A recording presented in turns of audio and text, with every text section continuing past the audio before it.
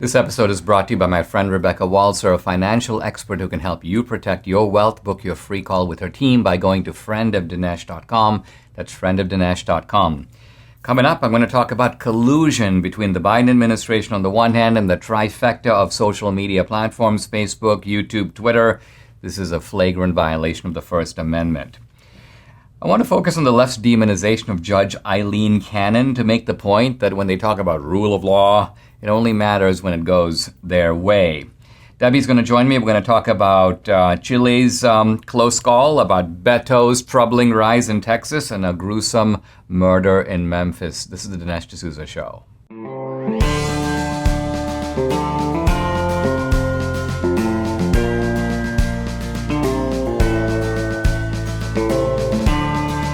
America needs this voice.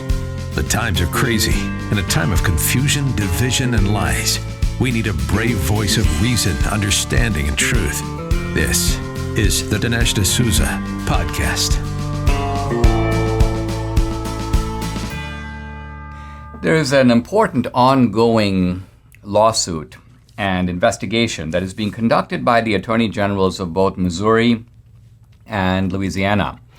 The Missouri Attorney General, by the way, is Eric Schmidt, who has been on this podcast. The Louisiana Attorney General is Jeff Landry. The two of them have come together in a very important enterprise. What's the enterprise?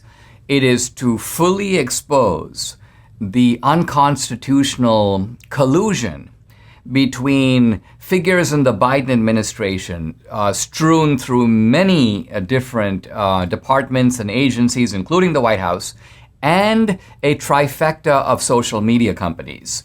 We're speaking here specifically about Twitter, about Google/YouTube, and about Facebook/Meta. Now, really ever since Biden took office, the Biden administration has been pressuring, cajoling, conspiring with social media companies to ban people, to ban what they call disinformation or misinformation, but it's merely information they don't agree with. Misinformation here has a kind of ideological definition. It is what our side says goes, what your side says is automatically classified as out of bounds. So this is a naked exercise of political power. I mean, think of it. It's not only a violation of free speech, it's a violation of democracy itself, which relies upon a multi-party system, a diversity of ideas, people having forums in which they can put their ideas forward. Now, for some time, groups like Facebook and YouTube would say, we're private organizations, we can have our own guidelines, we can have our own rules. You don't like it, you form your own platform. First of all,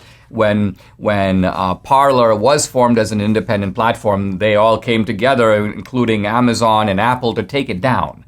But it's a whole different matter when the government is working hand in hand with these so-called private companies in order to suppress speech. And this is really what Eric Schmidt and Jeff Landry are exposing. Now, they have gotten a whole bunch of discovery, and this discovery extremely eye-opening. They have all kinds of communications from people in different agencies, emails, directives, apparently teleconferences back and forth, in which these agencies are working with these social media companies about banning people, deplatforming, restricting them. So, in a sense, they're well on their way to proving their case. But alarmed by what they're finding out, the Biden administration has been suppressing the communications of people higher up. So, for example, people like high up at the White House, or people high up at the various agencies, or even Dr. Fauci, or, for example, the White House press secretary, Karine Jean-Pierre. These are people who have also been active with these social media companies, and yet the Biden administration is saying we can't reveal these communications. These reflect the internal workings of the White House. And so they have been blocking the release of these documents. So Eric Schmidt and Jeff Landry went to a judge in Louisiana who just issued a ruling, very good ruling, where he basically says, and he's referring specifically to Fauci and specifically to Karine Jean-Pierre, the press secretary, and he says, look, you got to, any communications that you have with social media companies are part of a legitimate lawsuit and a legitimate discovery process, turn them over. he expresses appropriate derision and contempt for the position that, no, these are internal documents. He goes, no, I'm not talking about documents that are internal to the White House, or documents that are internal to the NIH or to the CDC. I'm talking about external communications between the Biden administration on the one hand and these external social media companies. That is the information being sought. That is the information that needs to be turned over. Now, in his own press release, the Eric Schmidt, whom I should get back on the podcast to talk about this. This is such an important story. He says that we've gotten information from Meta, from Facebook, saying that at least 32 federal officials are constantly involved with us, telling us who to censor and what to do. Moreover, YouTube disclosed that 11 federal officials are in regular communication with YouTube about who and what to ban. And so Schmidt says that this is he calls it a censorship enterprise, which I think is a good way to put it, because he's talking about not one agency. They're not just censoring COVID. They're censoring a whole bunch of stuff. And according to Schmidt, these are some of the agencies involved: the White House, HHS, which is Health and Human Services, DHS, Department of Homeland Security, CISA, the Cybersecurity Infrastructure Agency, the CDC, the Office of the Surgeon General, the Census Bureau, the FDA, the Food and Drug Administration, the FBI, the State Department, the Treasury Department. So all of them, or most of them, they're all in on it. And so this, it seems to me, is something that really desperately needs to go up to the Supreme Court, because if the First Amendment means anything, it means that the agencies of the government cannot, fascist style, direct private organizations to censor people. In other words, they cannot do through private instruments, through this trifecta of social media companies, what it would be unconstitutional for them to do if they were to do it themselves. MyPillow is having their biggest sheet sale of the year. You have all helped build MyPillow into the amazing company it is today, and Mike Lindell, inventor and CEO, wants to give back exclusively to his supporters. That's you. The Percale and Giza Dream bed sheets are available in a variety of colors and sizes, all on sale for as low as $29.98 with promo code Dinesh. Order now, because when they're gone, they're gone. The Percale and Giza Dream Sheets, they're breathable, they have a cool, crisp feel, they come with a 10-year warranty, 60-day money-back guarantee. Don't miss out on this incredible offer. Limited supplies, so be sure to order now. Call 800-876-0227. That's 800-876-0227. Or go to mypillow.com. Either way, to get the discounts, you need to use promo code DINESH, Dinesh. The left is all for the rule of law, as long as it goes their way. They're all for the democratic processes of our society, except when they produce a result or an outcome that they don't like. And recently, a federal judge, Eileen Cannon, struck down the Biden DOJ by saying, we need to have a special master, an independent authority, review the Mar-a-Lago documents to see which of them appropriately belong to the search and which of them do not, which is to say, which of them need to be isolated or returned to Mar-a-Lago because they were seized inappropriately. And the Biden DOJ shrieking, oh, this is going to jeopardize national security. This is going to cause the end of the world. And the judge is like, it's not going to jeopardize national security. The documents are going to stay. The special master is going to be operating on behalf of the government. So the documents are staying with the government. They're not going to be distributed or publicized in any way. But here's the point. Eileen Cannon is a respected judge. She's of Cuban origin. Her mom fled the dictatorship of Fidel Castro. She graduated from Duke. She went to the University of Michigan Law School. She worked at the Justice Department as a prosecutor. She also was with a leading law firm. She served as an appellate judicial clerk. Ron DeSantis recently pointed out that when she was confirmed as a federal judge, the vote in Florida was 56-21. 12 Democratic state senators joined Republicans to confirm her to the bench. And yet, if you look at the commentary on her now coming from, well, some of it's coming from lawyers, law professors, media types, they're acting as though this woman is unqualified, a complete buffoon, and corrupt to boot. So suddenly the legal system, which the rule of law, becomes questionable. Why? Because it's producing a result that these people don't like. Here is Elie Mystal on MSNBC. This is one of NBC's stupider, and that's really saying something. Regular guests, he says, quote, "She's biased and she's corrupt." Corrupt. Here's Norman Ornstein, my former colleague at AEI. Now, Ornstein was always a Democrat and always recognized at AEI to be one of the stupider guys among the scholars there. But they kind of kept him on because he had the reputation then of being more of a centrist Democrat. He's not anymore. He's one of the worst today. And he too, he implies that Judge Cannon is engaging in obstruction of justice. The judge, a federal judge, is obstructing justice. Why? Because according to him, the Biden DOJ should be able to proceed unimpeded, unsupervised, without any kind of judicial oversight and any judicial obstacles put in their way. This is his definition of obstruction. Harvard law professor Lawrence Tribe, who can usually be counted to make the most extreme statement that you could possibly make, basically compares the judge's decision to, quote, Dred Scott or Korematsu. Now, Dred Scott, most of you know, this was the notorious Supreme Court decision, I believe 1857, that essentially affirmed slavery. That said that black people don't have any rights that whites need to respect. This is the infamous decision by Judge Taney.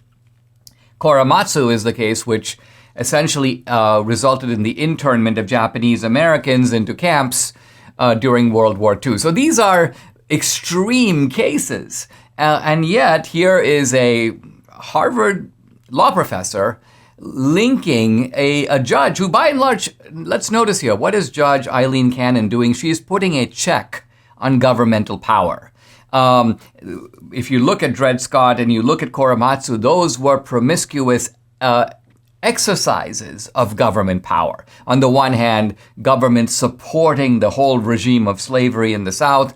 On the other hand, the government actively grabbing these Japanese American families, sticking them into camps. Here's Judge Cannon basically saying the government needs to have some oversight. We need a special master to look over what the government is doing to make sure that it's legit, that people's rights, the individual, in this case, Trump's rights, are not being violated. So the point here is that what we're seeing from the left is a complete abrogation of the basic respect due to a federal judge. Now, and this is not to say that you can't disagree with the judge's decision, that you can't say that, listen, if you're on the left, you probably think, well, the Biden administration can be trusted to exercise a kind of responsible sway over these documents. They can certainly distinguish what's a classified document for what's not, or a document that is covered by the search to some stuff, let's say Trump's medical records or tax records that may just inadvertently have been picked up as part of that search. We can trust the government. This is sort of you could make that argument, but that's a whole different matter from saying the judge is a crook, the judge is corrupt, the judge is basically just like the judges of old that affirmed the extension of slavery into the territory, struck down the Missouri Compromise. This, of course, is Dred Scott, or the judges who dispatched Japanese Americans into internment camps. We see here rhetoric that has become pulled away from, detached from any responsible relationship to common sense or balanced judgment. In other words, what I'm saying is that the left has gotten unhinged, something that's not entirely surprising, but we see once again in this case. Homeowners, beware. You could already be the victim of home title theft and not have a clue. Some cyber thief may have already forged his name onto the title to your home. Here's how you find out. My partners at Home Title Lock have a special free offer for my listeners. Go to HomeTitleLock.com and simply enter your address for your free, no obligation home title scan. This is how you discover if a cyber thief is already camping on your home's title. Look, the title to your home is the only document that proves you own it. And once he forges your title, he can take out loans on your home or forge your name, stating that he's the true owner.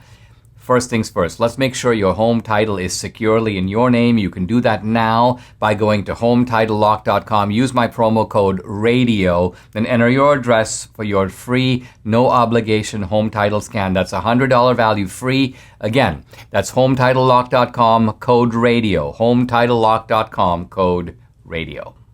This is our W and my Friday roundup, where we like to tackle some of the issues going on and also throw in some personal stuff. And we were talking this morning about the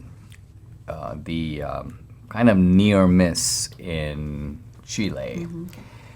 I think the reason I'm interested in Chile is because this is a prosperous country in South America.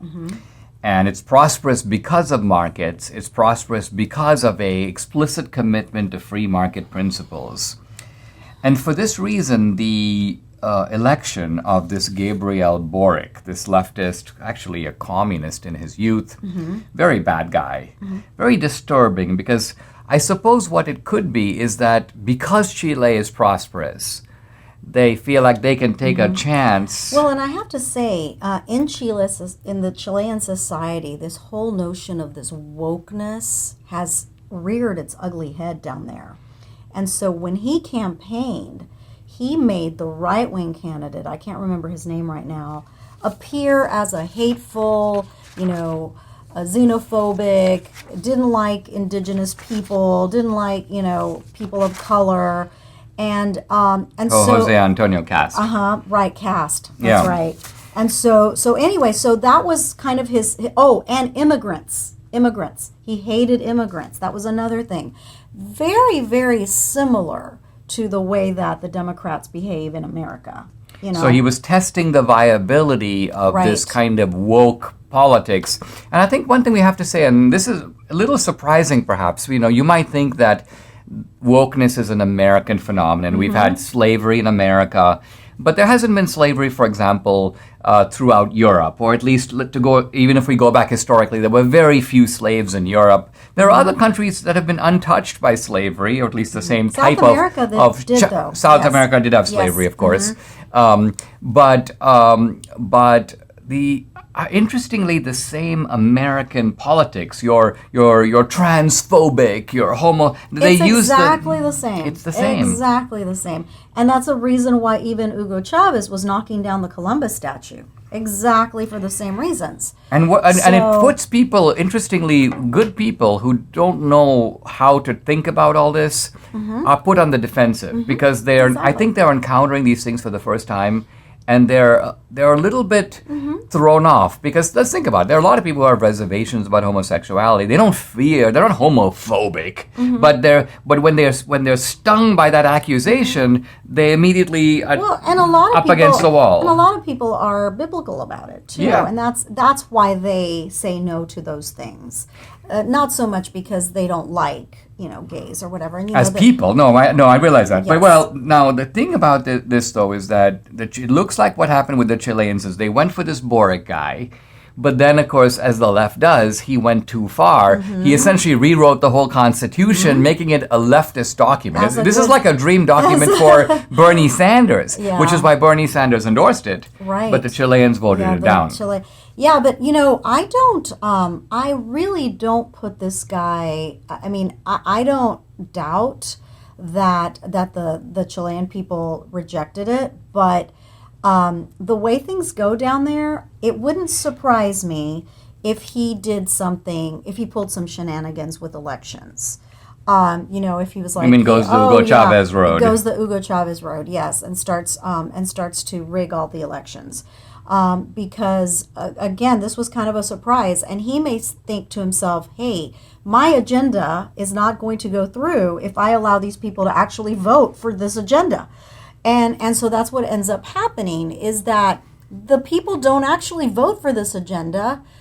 They might fall for it initially, but then when they wake up and realize, hey, this is really bad for our country, this is going to create all kinds of issues with finances, with poverty, with crime, they wake up and then it's too late. I mean, the thing about, you have to realize that communists and Marxists don't really believe in elections. Marx didn't believe in elections. Their idea is to use elections as a mechanism to come to power. But once they do, and we see this, of course, in Venezuela, they do not hesitate to rig elections or even just to shut them down altogether. Right. Most socialist countries don't have elections. They don't. Or if they have They have a elections, farce of an election. they put on a staged They election. do. They pick all the candidates. They've got the whole outcome already prejudged and Yeah. predetermined. So you're saying I'm that saying that because this- they lost, they Yeah, might intensify their efforts Yeah, I'm to. saying he's probably thinking, what was I thinking? I actually did a real election? No. Never again. Never again. I think that's unfortunately what's going to happen in Chile. In other words, we might be seeing some mules in Santiago. Burros. 2,000 burros. Wow. Yes. Have you seen Uncle Tom 2 yet? You need to. Uncle Tom 2 is the eye-opening documentary everyone in America should see. It offers a compelling and brave analysis of the true history of Black America, the cultural shift from prosperity, integrity, and faith to its current perceived state of anger, discontent, and victimhood. Uncle Tom 2 offers historical footage, photos, correspondence, and data to reveal the genuine strides of Black America in the 20th century, the deliberate Marxist strategy to create racial tension and replace God with government, the NAACP's sinister agenda, the fall of Black Harlem, the truth behind Black Lives Matter, and the demoralization of America for political power. Don't miss Uncle Tom 2 from executive producer Larry Elder and director Justin Malone with Brandon Tatum, Vody Bauckham, and Chad O. Jackson. Watch the movie on demand or buy the DVD now at salemnow.com. That's Salem, S-A-L-E-M, now.com. We are going in this segment to talk about the race between Beto O'Rourke and Governor Abbott. Now, according to the latest poll reported in Bloomberg, Abbott continues to lead, a fairly steady lead, 7 percentage points, 49 to 42. This is a poll done by the University of Houston and Texas Southern University. It's, I guess, a little bit of a closer race that makes you or me It's feel comfortable. frightening. It's frightening. I mean, the idea that this guy's even a viable candidate, this It's absurd boy, It's man boy. absurd. Well, I mean, look, forget the man boy. This guy is a socialist. I mean, he's a far left Democrat, and what he wants to do to Texas. And I was making some notes because I went to his website, and I was looking at some things of what he has planned for the border, for non-discrimination, for people that discriminate against trans or whatever.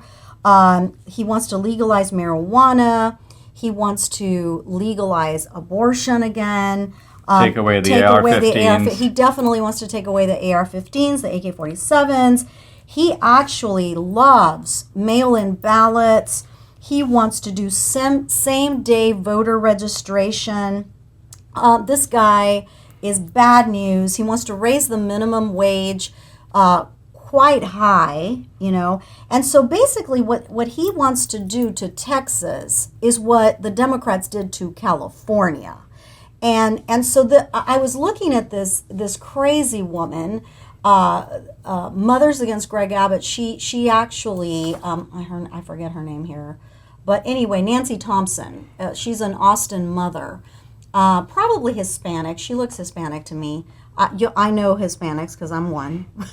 So anyway. Well, it's funny. You I don't think you are recognizably Hispanic, but when we're at the airport, people come up to you all the time. They actually, there was a woman that was waiting in line to get her ticket, and she was, how you're boarding group 1, 2, 3, whatever. She was boarding group 5, and she wanted to get in the line of boarding group 1, and the attendant, the worker was like, "No, this is boarding group 1. You're boarding group 5," and she was looking at her like she had no idea what she was saying. So she looks around, and of course, we are 1K, so we get to board first, or not first, but pre-board. Close, yeah. And she looks at me and comes over to me, as you know, and she goes, "What," in Spanish, "what is this woman telling me? Like, she didn't even ask, do you speak Spanish? No, she actually started speaking Spanish with me. Anyway, all that to say is that everybody knows I speak Spanish. By my looks, apparently. But anyway. Back to the mothers. Back to mothers. This is a mothers group that's for Beto. Yeah. And so, oh, yes, because she is so worried about her children and about other women's children and all of this. And I'm like, have you read what Mr. Beto wrote when he was a teenager? I mean, I know that people change, right? But I don't think this guy has changed. And by the way, my favorite name for him is Fake Mexican, because he's not Beto. You were reading to me some of his my poems, gosh. and they're just downright, they're like pathological. It's a murder fantasy about running over children. Okay, Miss Thompson, you want to vote for a creep like this because you're oh my goodness. Okay, so as I neared the young ones, this is Beto, okay, I put all my weight on my right foot, keeping the accelerator pedal on the floor until I heard the crashing of the two children on the hood, and then the sharp cry of pain from one of the two. I mean, what a weirdo. What a sicko. I mean, really. And then let's talk about policy. I mean, let's look at the border. Oh, yeah. Open border, right? He wants to make it easy for these people to come through, okay? He's not saying close the border. He's not even really saying let's adhere to the federal statutes of border security. Let's execute right? the Let's law. Execute the law. He's not even doing that. But again, he's a Democrat. And look at Biden's border. This would be Beto's border. So now we would have we have cartels. Beto and Biden. We have coyotes. Oh, we have fentanyl. And fentanyl. And that's another thing, Ms. MAGA, Ms. Mothers Against Greg Abbott. What about the fentanyl issue that affects children in Texas? Are you not concerned about that? The crime. I mean, in a little bit, we're going to talk about a crime-ridden city. And do we really want to make Texas cities? Now, the Texas cities that have the worst crime are the Democrat run. But I mean, you want to get the whole state run like that? Oh boy. Well, I predict that Abbott will win by 10 plus points. Well, I hope typically so. have I can't these. imagine. My mother, every morning, my mom goes, Debbie, look at Beto. He's catching up. She gets real upset. My real Mexican mother gets very upset about the fake Mexican making waves. I mean, there is a South liberal Texas. contingent in Texas. Look, because it's a red state doesn't mean we don't have blue cities inside the red state. Houston, increasingly Dallas, San Antonio. And he wants to expand Medicare. Do you know that will bankrupt Texas? That will bankrupt Texas. But apparently he doesn't really care. Most of these guys, I mean, their entitlements are a way that they solidify their political support. Beto's no different. He's a left-winger. He'd be a perfectly ordinary politician if he was in Rhode Island or in California, but he's a very dangerous figure to be doing as well as he is in Texas. And he's a muy peligroso Texan. It's pretty colorful at the grocery store in the produce section, all the vibrant colors of fruits and veggies. Well, our friend Dr. Howard at Balance of Nature, he explains that all the colors you see represent nutritional variety. Now, I don't eat anywhere near the 10 daily servings of fruits and veggies I need, so Balance of Nature is the way I give my body what it needs to stay healthy. Debbie and I take these 6 little fruits and veggie capsules every day. Each daily dose is made up of a blend of 31 different fruits and veggies. 31, so variety equals vitality. Give your body everything it needs with Balance of Nature. Invest in your health. Join me and experience the Balance of Nature difference for years to come. For a limited time, all new preferred customers get an additional 35% discount and free shipping on your first Balance of Nature order. Use discount code AMERICA. Call 800-246-8751. That's 800-246-8751. Or go to balanceofnature.com and use discount code AMERICA. There's a gruesome murder in Memphis that is making the news. And this to me is interesting in itself because, first of all, it is a black male perpetrator and it is a white female victim. Now, normally the media is like, let's not touch that one. Interestingly, in this case, I think the only reason they're covering it is that the woman is a billionaire. She's from an extremely rich family. And so as a result, there is some coverage of what's going on. But you've been getting into some of the details, and it's a gory. It's really gory. So this woman, she's a runner. She's not just a jogger. She qualified for the Boston Marathon. She's a very good runner. And Eliza Fletcher, and she's a kindergarten teacher. She teaches at a Christian school, kindergarten, and mother of 2 boys, 34 years old. She goes jogging at 4 a.m. In Memphis. In Memphis. Now, sometimes when you work outside the home, that's the only time you can go jogging, right? And especially in the heat and all of that. But, we went to Memphis a couple of months ago because you spoke for an event there. And my uncle, who lives in Knoxville, Tennessee, said, "Oh, wait, you're going to Memphis? Yeah, you might want to think twice. It's a really bad city. It's very the funny thing is I told Debbie, let's go eat some of the famous Memphis barbecue, which we concluded was not at the level of Texas barbecue, but that's a different story. The point is, even though the restaurant was like 2 blocks. Nashville. We went to Nashville to eat barbecue. We thought we were going to Memphis to eat barbecue, but they didn't have any barbecue. Right. We ended up at a... So, but that's all to say that we were staying at the Westin, and we were going to go to some restaurant Beale Street. It was just like 3 blocks away. Down the street. And I was petrified. Number one, I didn't even want to take my purse with me. I really was very afraid to even go there, and I'm not usually that squeamish, I don't think, but I was afraid. Well, it's a democratic city. It does have a bad crime rate. We were warned about it. I was warned about it. Apparently, Eliza Fletcher probably was taking a chance. 4 a.m. and 4:30 a.m. And the thing is she was only 20 minutes from where we stayed in the hotel. That's where she got kidnapped. But apparently this man was like lying in wait, he's a sexual predator. First of all. He started his crime wave when he was 11 years old. He raped somebody at age 14. And then when he was 16, he kidnapped somebody. And that person escaped because they happened to see a police officer or a security guard. And so the kids, him and another guy, fled. But they would have probably killed him because they were taking him to all the ATMs to rob him. But anyway, so because he's a sexual predator, I'm sure he saw this woman jogging and thought, you know what, she's easy prey. Nobody's looking. What he didn't know was that there was a camera that caught the whole thing.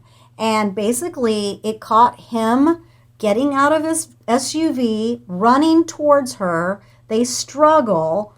He puts her in the front seat of the passenger seat of the SUV. And for about 4 minutes, he's there and then takes off, right? So they already have, him at the scene kidnapping. So they didn't actually find her body until Monday in a vacant home, like right outside of the house, near his brother's house. So then there's other video of him washing his SUV. So this guy, he has no chance. They got him. They have his DNA at the scene. They have his cell phone tracking, which, by the way... Wait, cell phone tracking? I thought they didn't do that, but they have it. Okay, so they have him at the scene. And so he... Now, I'll be curious to see what the cause of death was. If she was raped, I'm sure she was. I think the message here that I get out of this is that you've got... Don't go to Memphis. Well, not don't go to Memphis. It's rather that you've got one political party that's on the side of the criminals. Yeah. And that's why in democratic cities, this kind of mayhem is occurring. We see it in San Francisco. We see it in Chicago. There's so many murders in Chicago. I actually saw something on social media. They were saying that over the Labor Day weekend, there were only 55 murders. Oh, my goodness. They were actually celebrating the fact that the number of murders was like just around 50, not our usual number. So these cities have become habituated and accustomed to this is what democratic policies get you. Yeah. And just a couple of nights ago, there was this guy in Memphis running around shooting people. And, he was just... So anyway, it's very scary. It's scary for really our society because it's just getting... Even in Houston, where we live. I mean, since we're 2 months from the midterms, the Democrats have changed their tune on the crime issue. I noticed that a number of them, including Fetterman in Pennsylvania, say, well, he wasn't really for defunding the police. He was merely for reducing their budget and bringing them into line and so on. So Democrats are pivoting now and Republicans should not let them get away with this. It's very important to emphasize and play back what they said right after George Floyd, that they wanted to dismantle these police departments. They wanted community workers to take the place of policemen. This was a mainstream position in the Democratic Party, and they need to be held accountable for it. Some of us wish we could rewind the clock when it comes to our health. Exercising, climbing stairs, all the things young people take for granted. These aren't things that have to stop just because you age. Neither do you have to endure the normal aging aches and pains. Now, there's a 100% drug-free solution. It's called Relief Factor. Relief Factor supports your body's fight against inflammation. That's the source of aches and pains. The vast majority of people who try Relief Factor order more because it works for them. Debbie's excited. She finally gets to do her bar exercise class now that she's alleviated her frozen shoulder thanks to Relief Factor. Debbie can even do planks, push-ups. She's like, wow, I never want to be without this again. You too can benefit. Try it for yourself. Order the 3-week quick start for the discounted price of just $19.95. Go to relieffactor.com or call 833-690-7246 to find out more. That number again, 833-690-7246, or go to relieffactor.com. Feel the difference. When we left off in Homer's Odyssey, the young Telemachus had just visited the old warrior Nestor. But Nestor was one of the first people to come back from the Trojan War, and he did not know anything about Odysseus. Odysseus, let's remember, is the one guy still missing. No one knows if he's alive or if he's dead, or at least no one seems to know. Now, Nestor tells Telemachus, look, the last Pan that we know who did come back is Menelaus. Menelaus, let's remember, the husband of Helen of Troy. Menelaus is the guy who was, in a sense, betrayed by the Trojan prince Paris, who spirited away his wife Helen. This is what started the war. And Nestor tells Telemachus, I'll send my son with you. And remember, this is also Xenia. You do what you can to help your guest. And Nestor shows excellent Xenia to Telemachus. And Telemachus arrives in Sparta. Menelaus is the king of Sparta, where he and Helen rule. And again, Telemachus is treated really magnificently well. Reading from Homer. Your Majesty, there are 2 men outside, and strangers who seem like sons of Zeus. What should we do? And Menelaus replies, untack their horses, lead them in to dine. So they are then served a feast.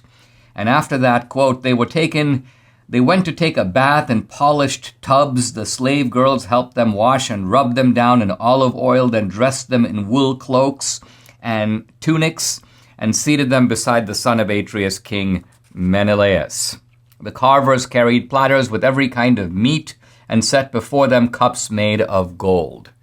So notice how all of this treatment of the body, which is to say the bath, the meal, the clothing, is provided before Menelaus even gets into, hey, why are you guys here? What are you looking for? How can I help you? That only comes afterward. And Telemachus asks Menelaus, do you have news? What is your story to tell me? And Menelaus actually begins with a kind of a broken-hearted story. He says, first of all, while I wandered, this is after the Trojan War. By the way, Menelaus was buffeted by winds. He ended up in Egypt. In fact, he and his wife Helen spent years in Egypt, 7 years to be precise, returning only in the 8th year after the war. Remember, the Trojan War lasted 10 years. So 18 years Menelaus has been away. And he says, while I wandered there accumulating wealth, someone crept in and killed my brother. His own scheming wife betrayed him. Now this is, again, notice that it came up in the previous book. Nestor referred to the murder of Agamemnon. Here is Menelaus talking about the murder of his own brother. So Homer is keeping in our minds, the listeners, the readers, you may almost call it the alternative Odyssey. So in the Odyssey, Penelope, Odysseus' wife, is completely faithful. But what if she hadn't been? What if she had taken up with one of the suitors and the two of them plotted to kill Odysseus? That is a kind of possibility, a very real possibility. It happened in Agamemnon's case. That's why these sections are here. And then Menelaus says, I sit here in my palace mourning all who died and often weeping. And I miss all these men, but one man most. When I remember him, I cannot eat or sleep, since no one labored like him, Odysseus. Wow, so Menelaus is now saying, the guy who's been away the longest, the guy I miss the most, Odysseus, meaning Telemachus' own father. And Telemachus grieves with Menelaus. The two of them sit together basically and cry. They're crying for somewhat different reasons. Telemachus, of course, is crying because of his two reasons, really. One is the absence of his father, but the other is his plight in Ithaca, the fact that he is, surrounded, besieged by these suitors who wish him ill. They want to get rid of him, and they want to sort of ruin his estate, and one of them marry his mom. And so this is, Telemachus is facing a lot of difficulties. He's crying over his own predicament. And Menelaus is just crying over the great loss of the Trojan War. And although he has his wife back, their relationship is uncertain, not surprisingly, after what happened. Helen shows up. Very interesting scene, a kind of a cameo appearance by Helen, who's a minor figure both in the Iliad and the Odyssey, although she is, in some ways, the triggering force of all the events of both the Iliad and the Odyssey. And it says that Helen sort of takes pity on these two men who are kind of grieving together. She decides to mix some wine with drugs. By drugs, she's using a drug from Egypt. It's called nepenthe. It's a drug that sort of dulls pain, takes away the pain. In fact, it's so effective that it says that you can actually experience the death of your own family, and even though you're full of intense grief, this is a drug that will take that grief away. So Helen administers this drug both to Menelaus and to Telemachus to temporarily alleviate their pain before they can sort of get to the business at hand. The business at hand, of course, being, does Menelaus know anything concrete, anything specific about where Odysseus is now? Imagine the lifelong impact of a journey to the Holy Land. Surrounded by like-minded travelers, picture yourself stepping foot in iconic locations right out of Scripture. Join Dr. Sebastian Gorka and Dinesh D'Souza on this life-enriching Israel tour, November 30th through December 9th, 2022. For more information, call 855-565-5519 or visit standwithisraeltour.com. We are in Sparta, and Menelaus, the king of Sparta, is describing to Telemachus what he may or may not know about the fate of Odysseus. But he doesn't start by getting right to the business at hand. I'm sure he hears Telemachus like, what news of my dad? And Menelaus is sort of like, well, let me tell you about my journeys. Now, his journeys are extremely interesting, but nevertheless, you can imagine from Telemachus' point of view, he wants to get to the specific question on his mind. But here's Menelaus. He talks about the fact that he's being buffeted by winds. And it finally turns out that he encounters a sea god named Proteus. And Proteus, the word protean in English means changing. And we get that meaning from the qualities of the Greek sea god Proteus, who can constantly change his form. He can change into an animal, he can change from one animal to another animal, and he is very difficult to pin down.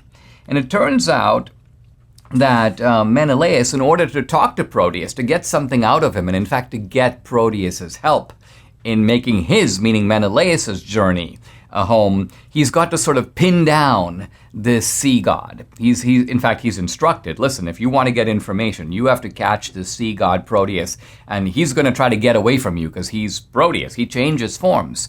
And sure enough, here's Menelaus talking to Telemachus. The old god still remembered all his tricks. He first became a lion with a mane, then a snake, then a leopard, then a mighty boar, then flowing water, then a leafy tree. But we kept holding on. So Menelaus kind of hangs on for dear life to this guy, finally forcing Proteus to relent and to help Menelaus, but also to give valuable information to Menelaus. Let's remember that after the Trojan War, you've got all these Greeks, and they're all on their own. They're going different places. They don't know what's happening to each other. Now, one of the things that Menelaus learns is that Ajax, also called Aios, was drowned. His ships were sunk. Poseidon drove him to the rocks of Gyrae, then rescued him from the sea. He would have lived, but he made a crazy boast that he survived the waves against the wishes of the gods. Poseidon heard his rash words, seized his trident in mighty hands, hit the Gyran rock. One half remained, the other, on which Ajax sat as he boasted, cracked right off and fell into the sea and carried him deep down.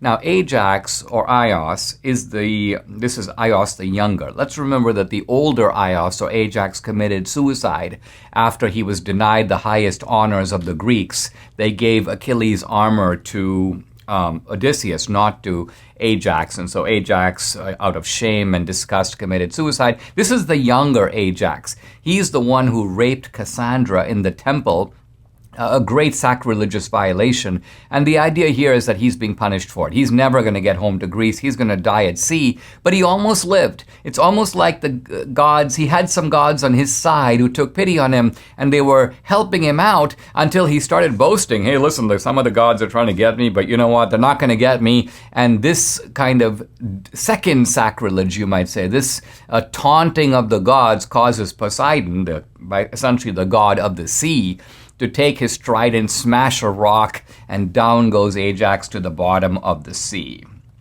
But the important information from the point of view of Telemachus comes at the end of this narrative, where Proteus, the sea god, says that he saw Odysseus.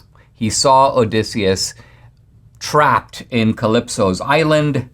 Quote, she traps him there. He cannot go back home. And so all of this occurred a couple of years earlier.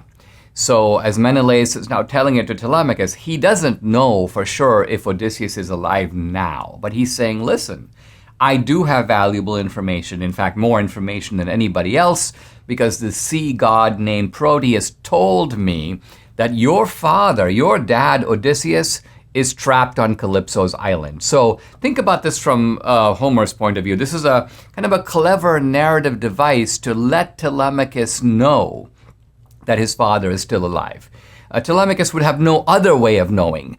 And Menelaus, as I say, doesn't know for sure, but he at least is able to give a kind of last known location of Odysseus. And as it turns out at this point of the narrative, sure enough, Odysseus, as far as we know, is on Calypso's island. So this is a way of kind of bringing Telemachus up to speed. Telemachus now knows what's going on, and now the narrative for Homer can shift as it starts to shift in Book 5, where Odysseus himself makes his entrance, and the story picks up now with Odysseus on Calypso's island.